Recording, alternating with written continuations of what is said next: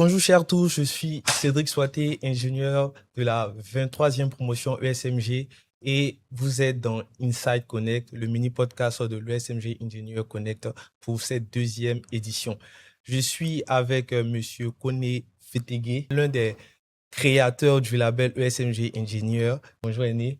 Bonjour, je suis Fetegué Koné, diplômé de l'ESMG, deuxième promotion. Et aujourd'hui, je suis directeur général de Valaris, contracteur de forage. Je suis basé au Brésil, à Rio, et je m'occupe de l'Amérique du Sud. En 1996, l'école polytechnique a été créée et il y a eu plusieurs différentes écoles. Et l'ESMG se trouvait la nouvelle école parmi les écoles ingénieurs. En 2000, la première promotion est sortie et nous, on est sorti en 2001. Le challenge qu'on avait, on n'avait pas beaucoup d'aînés. Et sur le marché de l'emploi, les autres écoles étaient connues. Et le challenge pour nous, c'était comment une nouvelle école performante avec des nouveaux cadres qui se trouvaient sur le marché pouvait créer un espace où on pouvait se retrouver et aussi comment on pouvait créer ce label-là à l'instar des autres écoles de l'INP. Ça, c'est ce qui nous a motivés. On savait que la réussite individuelle, c'est bien, mais la réussite collective allait donner à l'ESMG ce label-là qui allait permettre à des ingénieurs futurs de pouvoir se vendre et de s'insérer durablement sur le marché. C'est ce qui nous a motivés. L'ingénieur ESMG se caractérise déjà par sa multidiscipline. Déjà, quand on regarde la formation que nous avons à l'ESMG, cette formation a plusieurs aspects. Nous avons l'aspect théorique qui couvre tout ce qui est énergie, tout ce qui est pétrole, mine et aussi le plus important, on a des sorties du terrain. Et l'avantage que nous avons eu, nous parcourons tellement d'éléments en si peu de temps et aussi dans la configuration de l'ESMG, nous avons des gens qui viennent des écoles, des classes préparatoires, des gens qui viennent des cycles techniciens, mais aussi il y a des gens qui viennent de l'université. Donc déjà, cette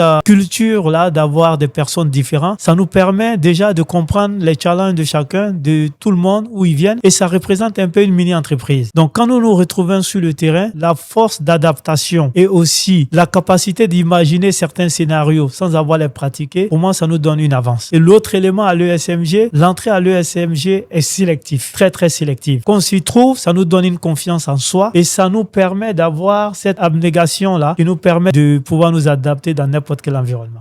Ouais, je me rappelle, on se retrouvait une fois vers Tumodi où on nous avait donné des GPS et l'idée c'était de pouvoir se retrouver à la fin. Pendant que tous les autres amis essayaient de voir comment le GPS marchait, nous on a trouvé un GPS humain. On a vu, il y a un paysan qui cherchait à retrouver la brousse et on arrivait avant tout le monde. Donc souvent dans la vie, il y a les méthodes, il y a la technologie, mais il y a l'aspect personnel aussi qui compte et comment s'adapter en fait. Donc vraiment c'était un plaisir là d'aller à cette école. Et quand on regarde aujourd'hui les promotionnaires, les gens qui sont sortis de l'école, où ils se trouvent aujourd'hui, vraiment, on est vraiment fiers d'avoir appartenu et d'appartenir à ce réseau-là. Moi, je pense que l'ingénieur ESMG, le label de ESMG est au cœur de la transformation. Aujourd'hui, vous regardez, la direction générale de Petroci est un ex-ESMG, la direction générale des hydrocarbures ESMG. Nous, aujourd'hui, avec le groupe G2M, nous avons l'opportunité de travailler avec le ministère des Mines et du Pétrole et nous avons mis en place ce qu'on appelle la plateforme du contenu local. Et cette plateforme, aujourd'hui, avec fierté, on peut le dire, est, si tu veux, la vitrine du contenu local parce qu'elle permet d'avoir une visibilité sur les activités pétrolières et sur les opportunités. En deuxième lieu, ce que je peux dire, vous regardez sur le plan international aujourd'hui, chez les grands groupes comme Schlumberger, vous regardez dans toutes les sociétés minières, vous regardez à Total, vous regardez chez Halliburton, combien de ces sociétés-là sont gérées par des anciens ESMG. Donc, on fait partie de la transformation par notre participation sur le point local, mais aussi moi aujourd'hui, comme je l'ai dit, j'avais eu l'opportunité de travailler presque dans tous les pays, dans tous les continents, et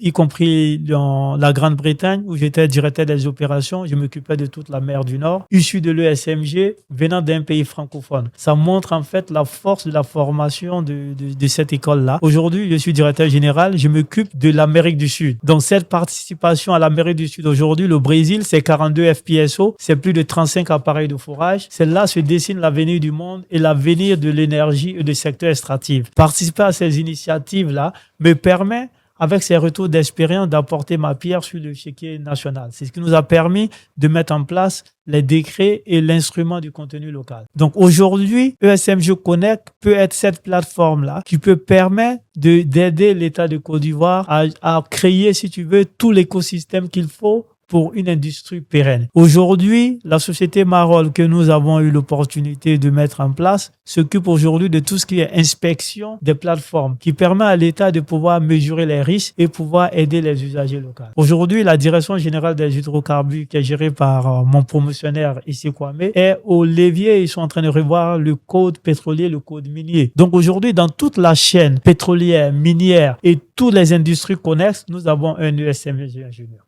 Il y a vraiment de quoi être fier d'être un ESMG ingénieur aujourd'hui. Donc, Aîné, est-ce que vous avez un mot de fin pour tous ces jeunes-là qui sortent de l'école, tous ces jeunes-là qui désirent embrasser la carrière de ESMG ingénieur?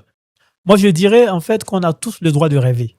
Et l'avantage que nous avons eu, nous avons un rêve qui a déjà été réalisé en regardant ces aînés. Quand on sortait de l'école, c'était pas le cas. Aujourd'hui, nous avons des modèles. Aujourd'hui, l'industrie est en pleine croissance. Les opportunités sont palpables. Nous avons au sein du ministère des Mines et de l'Énergie un ministre qui est ouvert, qui attend ses forces de proposition. Nous avons tous ces éléments-là. Qu'est-ce qu'il nous faut aujourd'hui? Je lance un appel à tous ces cadres sortis de l'ESMG ingénieur. Comment nous pouvons travailler ensemble? Comment nous pouvons créer la visibilité pour les uns et les autres? Comment nous pouvons travailler dans la même direction? Comment nous pouvons tabler aussi sur la formation et le mentorat pour que nous définissions des modèles et que nous soyons le cœur et le poumon de l'énergie extractive en Côte d'Ivoire? Et j'ai foi avec l'événement d'aujourd'hui, on commence à tabler sur le mentorat, sur les présentations, en présentant les entreprises de tous ces aînés et de tous ces cadets. Aujourd'hui, cette force de mobilisation, aujourd'hui, ça devait être le départ et le point culminant de notre réseau. Il faut utiliser ce réseau-là. Le réseau, il existe. L'industrie est prête. Les décideurs sont prêts à nous écouter. Je pense que la balle est dans le camp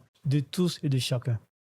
Vraiment, merci beaucoup, Aîné, d'avoir partagé ce petit bout de temps avec nous. Merci de nous avoir suivis. On se retrouve dans un prochain numéro pour Inside ESMG Engineer Connect.